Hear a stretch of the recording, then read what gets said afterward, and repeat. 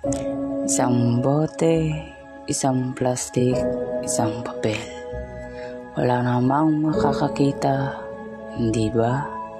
Madali lang, kahit saan, kahit anong oras, ang kalikasan, hindi ko naisip, hindi ko pinansin. Sa bawat hakbang ko, ako'y maligaya. Walang pakialam sa paligid, ang mundo'y maluwag. Isang galak sa puso, isang simpleng desisyon. At ang kalikasan, isa lang, ako'y walang pakialam.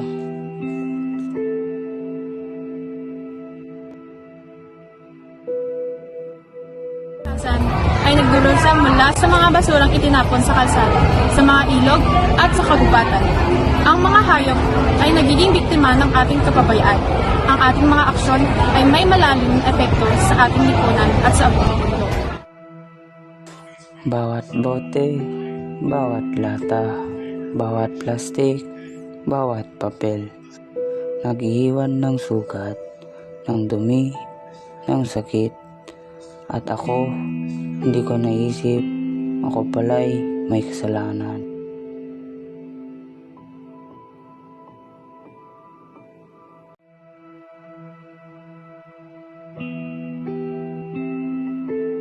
Ang mga mata ko'y puno ng kahiyan.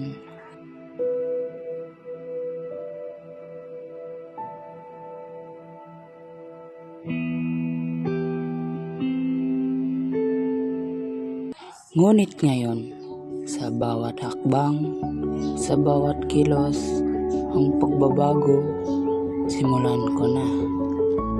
Iko'y nagbabalik loob. Ang mga hakbang ko'y ngayon ay may kabuluhan. Ang bawat kalat na tinanggal, isang hakbang na tama. At sa bawat hakbang, ang kalikasan muling nagkaroon ng sigla.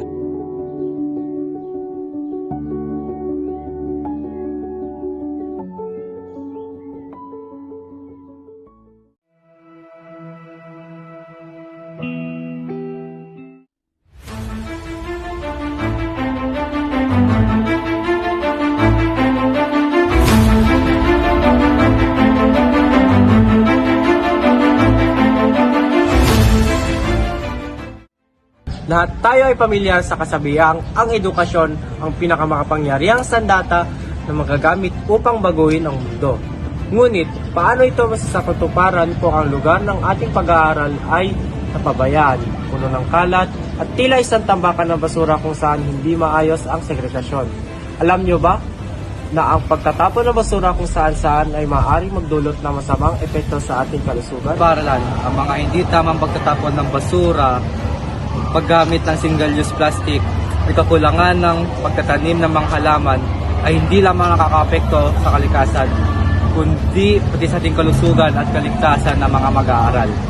Ngunit, may magagawa tayo para sa iyo, Aaron. Ano ang pinakamagandang solusyon para dito?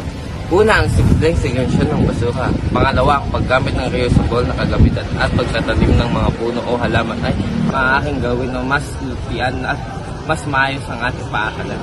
Kaya't sa advokasiyang sustainable living, hinihikayat namin ang bawat isa na matulungan at magsimula sa mga simpleng hakbang tulad na pagtitipid ng enerhiya, tamang magtatapon ng basura, at pananatili sa kalinisan ng paaralan. Magsimula tayo ngayon. Sama-sama nating alagaan ang ating kapaligiran dahil ito ay responsibilidad nating lahat. Ang Pilipinas ay kabilang sa mga bansang pinaka-apektado ng climate change. Kung hindi tayo kikilos ngayon, mas matindi ang mga epekto nito sa ating hinaharap. Ang alaga sa kalikasan ay hindi mahirap kung magtutulungan tayo.